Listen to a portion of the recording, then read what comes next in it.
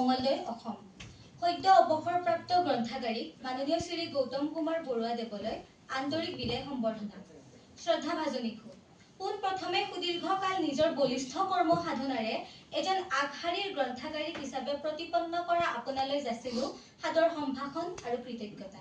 বিগত ইংৰাজী 1995 চনৰ পৰা মঙলদৈ বাণিজ্য মহাবিদ্যালয়ত সত্যপথত বিৰাজমান হৈ ঐকান্তিক নিষ্ঠাৰে গ্ৰন্থাগাৰিকৰ দৰে এক গুৰুত্বপূৰ্ণ দায়িত্ব পালন কৰি প্ৰতিটো স্তৰৰ ছাত্ৰ ছাত্ৰীকে শৈক্ষিক দিশত বিকাশ সাধন কৰাত আপুনি আছিল এজন অতন্দ্ৰ প্ৰহৰী।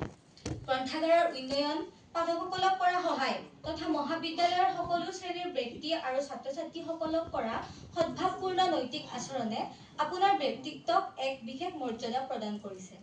আপোনাৰ বলিষ্ঠ কৰ্মশৈলীৰ জৰিয়তে সুদীৰ্ঘ 31 বছৰ 25 দিন মঙলদৈ বাণিজ্য মহাবিদ্যালয়ক এক গতিশীল মাত্ৰা প্ৰদান কৰি ইংৰাজী 2026 চনৰ 31 জানুৱাৰী তাৰিখে অৱসৰ গ্ৰহণ কৰিলে। আশা কৰোঁ আপোনাৰ চিৰপৰিচিত মিচিকীয়া হাঁহিটোৰে অৱসৰী জীৱন উদযাপন কৰিব তথা ভাল ভাল কামৰ যোগেদি সমাজখনক উন্নতি সাধন কৰিব।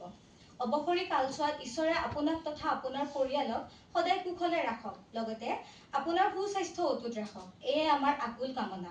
শ্ৰদ্ধাৰে ছাত্ৰ একতা সভাৰ সমূহ সদস্যৰ হৈ সৌৰভমণি ডেকা সভাপতি, উজ্জ্বল দাস সম্পাদক, ছাত্ৰ একতা সভা মঙলদৈ বাণিজ্য মহাবিদ্যালয়, তাৰিখ ইংৰাজী 4/2/2026।